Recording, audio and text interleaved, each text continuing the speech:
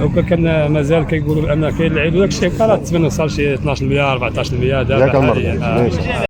خوت كنتواجدوا بسوق حد بن سوده، غنشاركوكم الاثمنه ديال البار.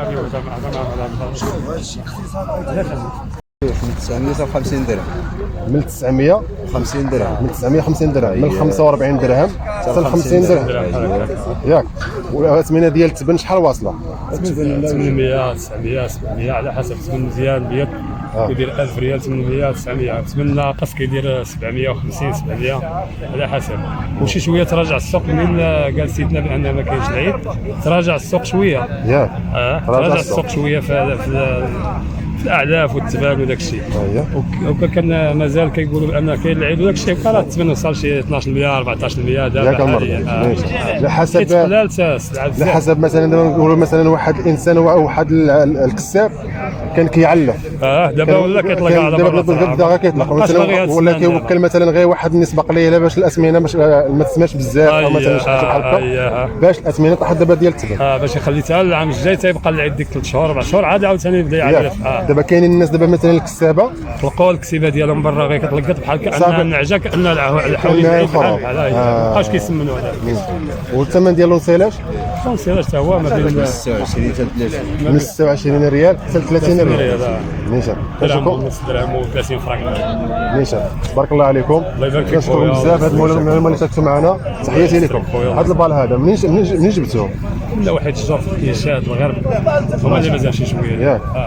الشراكه ما بقاش فيها؟ لا ما بقاش اخويا السلعه ما بقاش كيدير ياك شراكه شويه نخصها. يلاه بقى لهم يوكلوا دابا هما دابا كيشريوه. هما كيشريو هذاك الشيء اللي كنشوف انايا كندخل للسوق كيشريوه البالش كنشوف الناس كيشريو بحال راه مثلا في الجبال او مثلا جهه شلوح كنبقى مستغرب. كلشي كيشري دابا ولاد الجامع شراكه حياينه كلشي كيشري. البال بقى دابا كيجيو ولاد الجامع يديوهم هذا بقى في الفرم الكبار.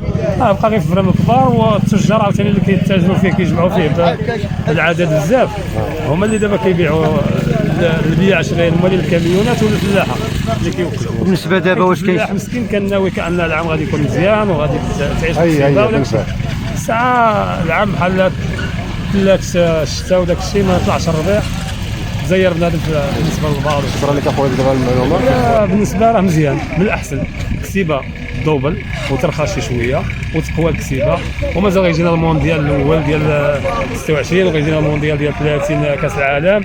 ما غاديش نكفيو حنا هاد الناس اللي غادي يجيو من برا ولا غنستدعوهم ويجيو من برا ويتبعوا معنا. بنادم ما غيلقاش ما ياكل اصلا حنا ما كنلقاوش.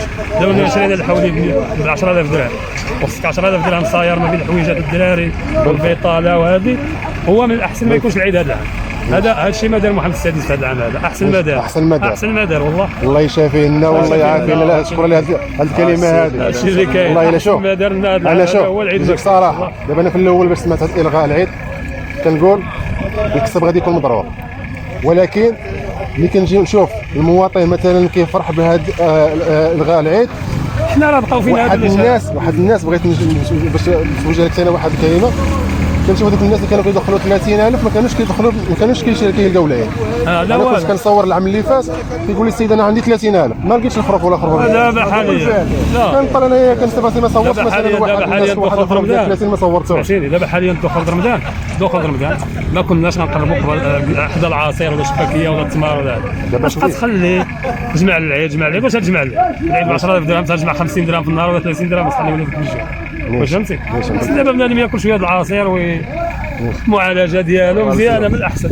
واش فهمتي؟ هما تضروش شويه هادو اللي شادين الحواله بزاف وداك الشيء يكون عندهم شويه الضرر، ولكن نطلبوا الله الخير لهم.